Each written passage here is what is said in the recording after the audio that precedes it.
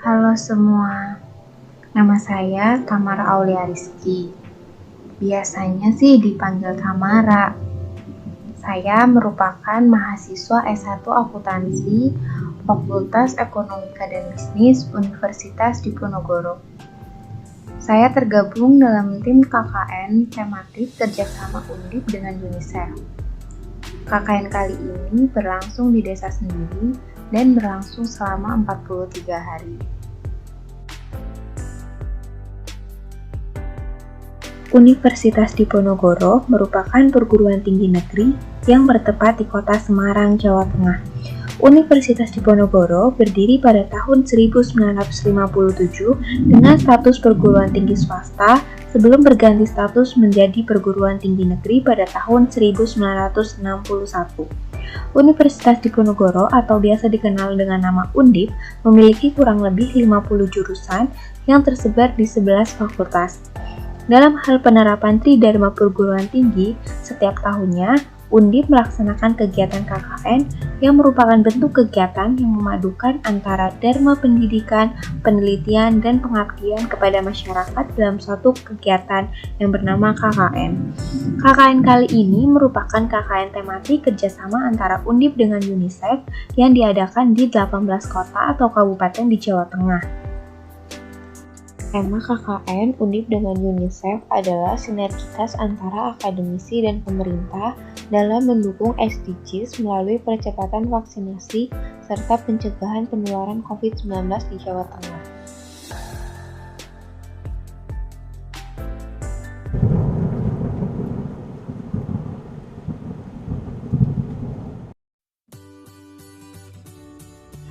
KKN saya kali ini berada di Desa Margasari, Kecamatan Margasari, Kabupaten Tegal.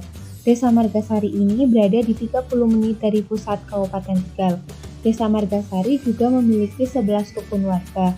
Desa Margasari merupakan salah satu desa yang berada di Kecamatan Margasari dengan 12 desa lainnya, yang terbagi atas Desa Danaraja, Duku Tengah, Jatilaba, Jembayat, Kaligayam, Kalisalak, Karangdawa, Margaayu, Paku Laut, Krupuk Selatan, dan Krupuk Utara. Kecamatan Margasari memiliki luas wilayah 8.682 hektar dengan jumlah penduduknya sekitar 112.324 jiwa per Desember 2020. Desa Margasari memiliki batas wilayah, sebelah timur adalah Kecamatan Balapulang, sebelah barat dan selatan adalah Kabupaten Brebes, dan sebelah utara adalah Desa Pagerlarang.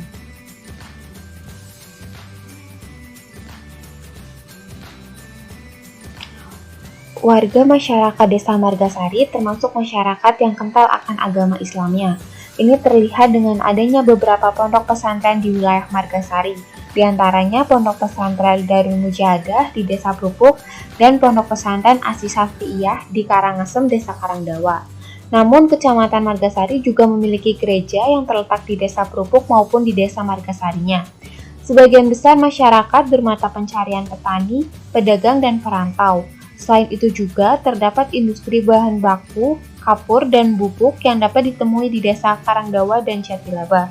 Desa Margasari memiliki 50 SD maupun MI dan 9 SMP dan 8 SMA.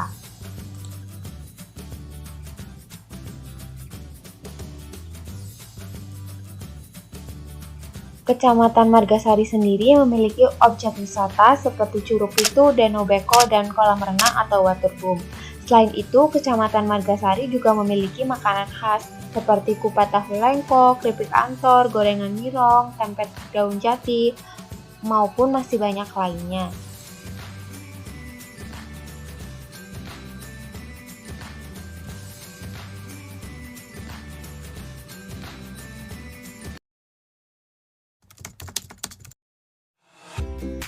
Pada minggu pertama, mahasiswa KKN diminta untuk menyerahkan surat kepada Bapeda dan Litbang Kabupaten Tegal. Setelah surat diterima, maka selanjutnya Bapeda dan Litbang Kabupaten Tegal memberikan pembekalan kepada mahasiswa terkait potensi desa dan sekiranya program apa yang dapat dikembangkan. Lalu diserahkan pula surat yang nantinya diberikan kepada kecamatan dan kelurahan. Di minggu pertama, banyak dilakukan diskusi untuk mencari potensi atau permasalahan yang sekiranya dapat dikembangkan dan dijadikan program KKN. Diskusi tersebut bersama dengan Lurah Margasari, Ketua RT 01, dan Ketua RW 05 Desa Margasari.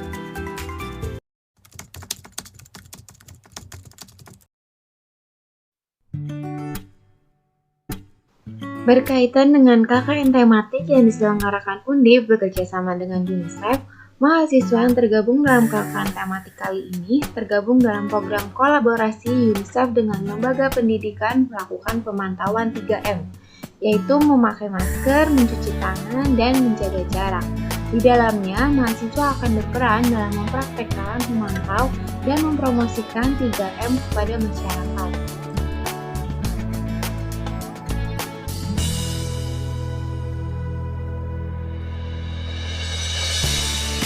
Dalam program ini, mahasiswa setiap harinya melakukan pemantauan ke sekolah maupun ke tempat-tempat umum yang berada di lingkungan tempat tinggal dan banyak dikunjungi masyarakat. Setelah mahasiswa mendatangi tempat tersebut, lalu dilakukanlah pemantauan. Dilihat berapa banyak masyarakat yang menggunakan masker, berapa banyak masyarakat yang mencuci tangan sebelum masuk atau setelah keluar dari ruangan, lalu dilihat juga apakah masyarakat menjaga jarak. Pemantauan ini dilakukan selama kurang lebih 10-15 menit dengan target 20 orang. Setelah pemantauan, hasil yang didapat dilaporkan melalui aplikasi WhatsApp. Di sini, saya melakukan pemantauan di sekolah, yaitu dilakukan di SD Margasari 02, SD Islam Al-Falah, SMP Negeri 1 Margasari, SMA Negeri 1 Balapulang, dan TPA atau MDA Al-Falah Margasari. Untuk tempat umumnya, dilakukan di Alfamart, Indomart, dan di Pasar Margasari.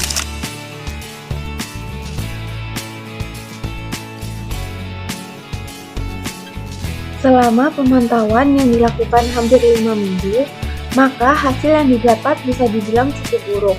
Banyak warga Desa Margasari yang mulai lalai akan protokol kesehatan, apalagi untuk tempat-tempat umum seperti pasar, Alfamart, maupun Indomart.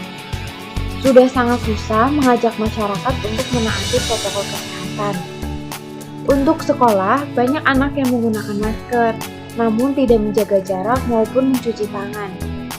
Dan berbeda dengan di tempat umum, jika di sekolah akan ada pengawasan dari guru ketika berangkat sekolah.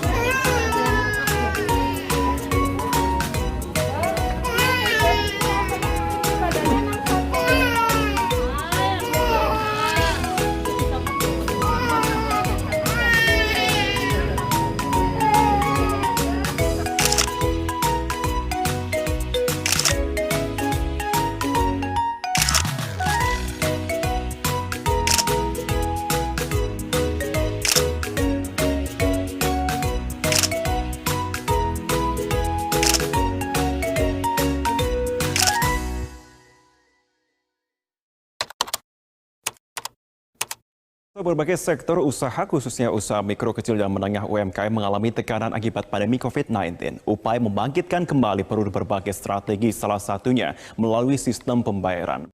Maraknya isu penularan COVID-19 melalui pembayaran tunai dan dalam rangka perkembangan SDGs serta pencegahan penularan COVID-19, di sini saya memperkenalkan pembayaran digital bernama KRIS atau Quick Response Kode Indonesia Standar yang dikeluarkan oleh Bank Indonesia kepada para pelaku UMKM di Desa Margasari. Aplikasi ini nantinya akan mengurangi persebaran COVID-19 melalui uang tunai. Pembayaran ini juga menghindari pelaku UMKM dari uang yang sobek ataupun uang palsu. Namun, dalam realisasinya, karena adanya keterbatasan media untuk menyebarkan sistem pembayaran ini, maka dilakukanlah dua cara, yaitu secara online maupun secara offline.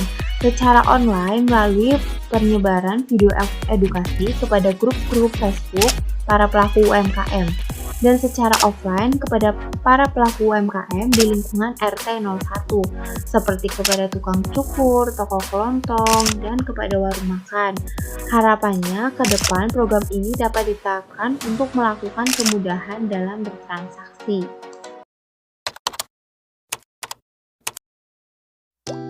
Setelah program pertama targetnya adalah pelaku UMKM, maka program kedua ini ditargetkan secara lebih luas lagi. Pada program ini, masyarakat diminta untuk taat protokol kesehatan setelah vaksin. Hal ini terkait dengan himbauan pemerintah mengenai dugaan adanya gelombang ketiga COVID-19 pada saat libur Natal dan Tahun Baru.